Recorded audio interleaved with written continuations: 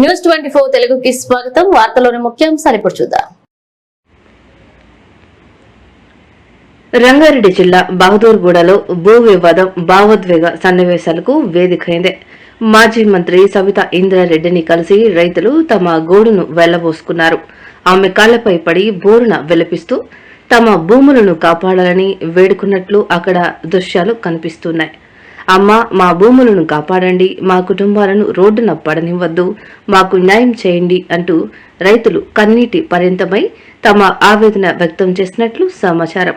ఈ ఘటనతో బహదూర్గూడలో మరోసారి ఉద్రిక్తత పరిస్థితులు నెలకొన్నాయి.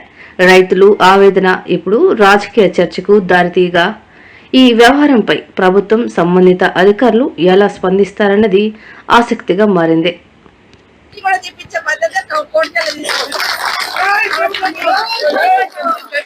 ఖచ్చితంగా ప్రభుత్వం ఇప్పటికైనా మీ నిర్ణయాన్ని మార్చుకొని మా రైతుల భూములు మాకు అప్పచెప్పండి.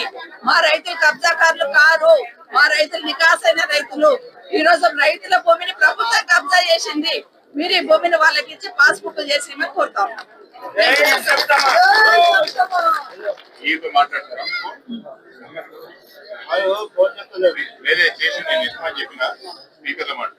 రైతులని వాళ్ళ పశువులు అక్కడే ఉన్నాయి, వాళ్ళ పొలాలు, వాళ్ళ పంటలు వేస్తున్నారు. నిజంగానే మీకు బుల్లెట్ ట్రైన్ కావాలంటే, మేము నిజంగా బుల్లెట్ ట్రైన్ వేస్తామంటే పక్కనే ఎయిర్పోర్ట్ లో 5,000 ఎకరాలు ఉంది కదా, తీసుకోండి ఎయిర్పోర్ట్ కి వెళ్ళి.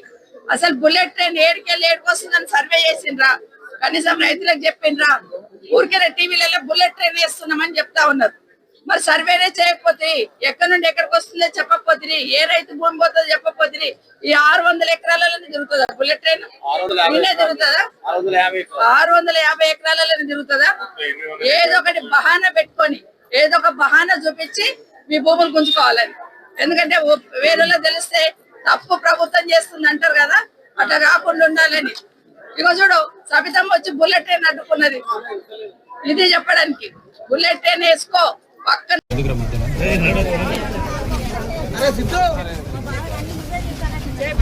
చెప్తున్నా